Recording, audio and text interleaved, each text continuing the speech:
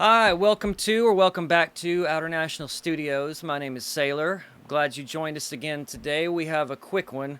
This is relating to recording in the studio by yourself. So, whenever I record, I'm usually by myself and I'm playing guitar or singing or playing drums. I don't have an engineer with me most of the time, so I have to do things by myself. So, when I'm doing a guitar solo or doing vocals and I'm experimenting with things, I oftentimes want to punch in really quick, so I need to use a foot switch. I started using a PreSonus FaderPort 16 recently, and then I realized the foot switch option on that does not work. So I was thinking, how am I going to do this? So I said, well, I'll go online and I'll try to figure out how to do this really quick, and I'll watch a video and I'll figure it out. But you would not believe how incredibly difficult it was to figure out how to make this happen. I went online and looked at videos and read a bunch of forums, and they all said, oh, it's easy. You just set up some pre-roll and then program where you want the punch in to be and where you want the punch out to be, and you just do it like that. And I kept thinking to myself, I don't have time for this. I'm punching in on the fly. I'm experimenting. I'm kind of coming up with new things all the time, and I just want to punch in on the fly with a foot switch. Certainly, I'm not the only musician that's recording themselves. It's crazy. I thought that, there would be a million people that have had this problem and figured out an answer. So it literally was a nightmare. I was pulling my hair out, trying to figure out how to do this. Everybody says, well, you can do MIDI, you can blah, blah. It's just like, you know, recently I got a Control 24 control surface from DigiDesign, and it has the option of a foot switch if you use it the right way, but I'm not using it the way I used to.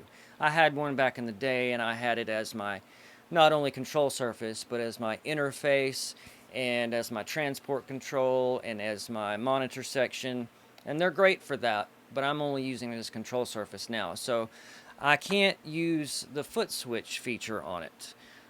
So I read on a thread after about the 100th comment that I saw, I had seen at the very end of the comment section somebody had mentioned this.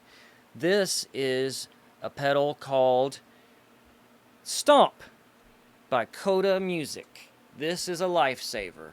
It not only punches in and punches out, but you can set up another switch here to do some other keyboard command. I chose stop, but not only that, but it's Bluetooth, and it takes a 9-volt battery. So you can have it completely wireless, sitting wherever you want.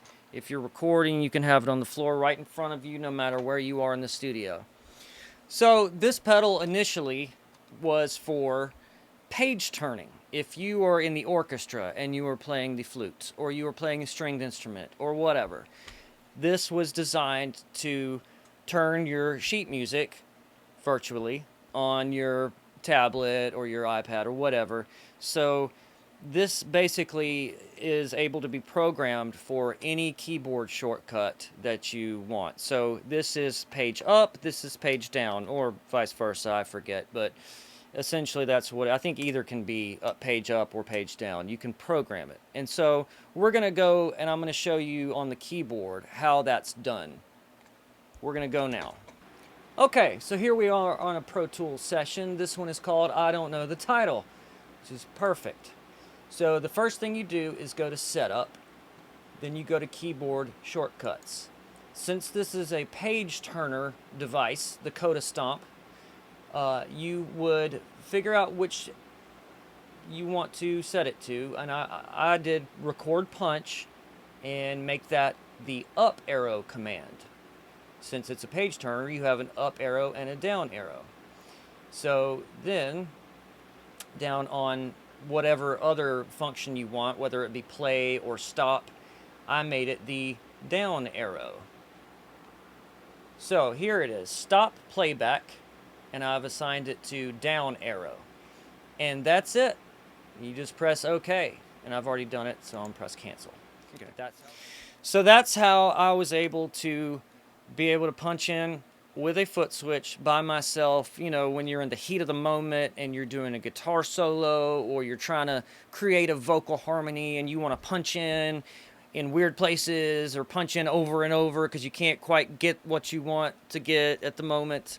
And, you know, you want to be able to do it on the fly. You don't want to have to program every punch in like a maniac. But that's how we do it, and that's how you can do it too. The Coda Music Stomp. It was about, I think it was like $150 used. Worth every penny. That's our video for today. Thanks for stopping by, and we'll see you on the next one.